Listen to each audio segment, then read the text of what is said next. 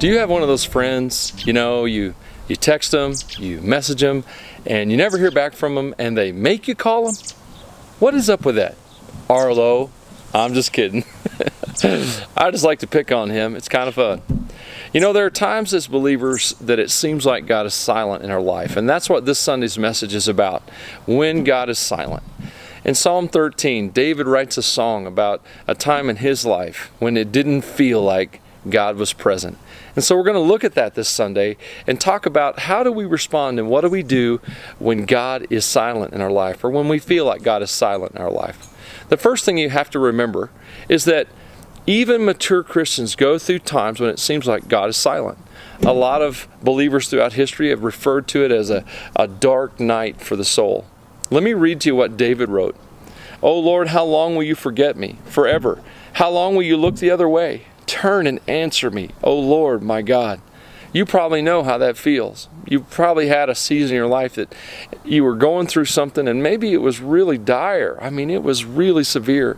And at that time, you really needed to hear from God. You needed to feel that God was involved and that He cared about you. But you didn't feel that for whatever reason.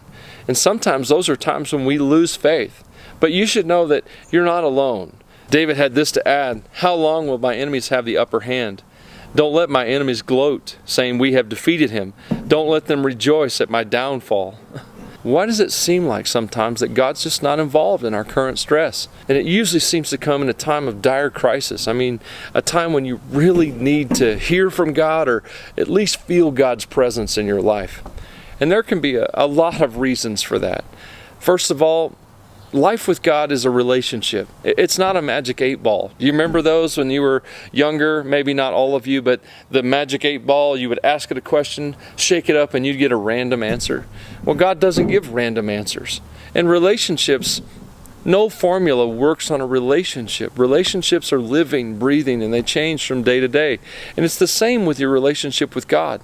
And so we're all going to go through seasons where it feels like, and notice I say it feels like, that God isn't paying attention, that He's not aware of what we're going through. And David's definitely struggling with that in Psalm 13.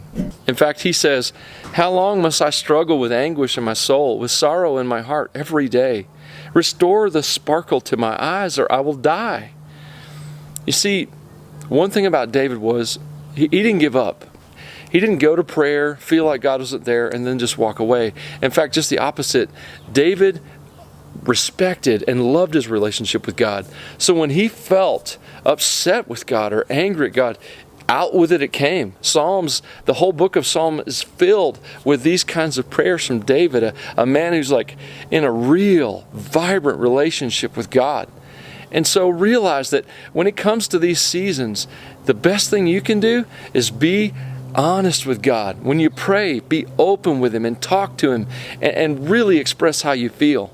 Because just because God doesn't seem to be present does not mean He stopped caring. David said this: "I trust in your unfailing love. I'll sing to the Lord because He's good to me."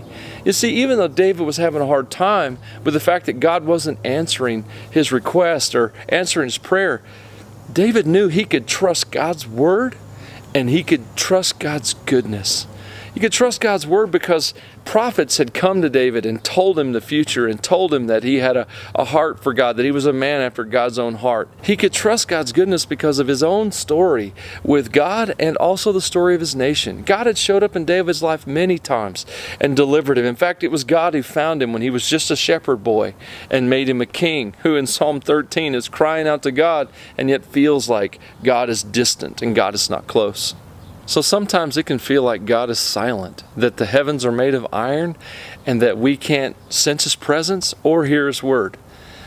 But in those times, remember this: God has already said something to you that's major, something that screams throughout all of history, "I love you."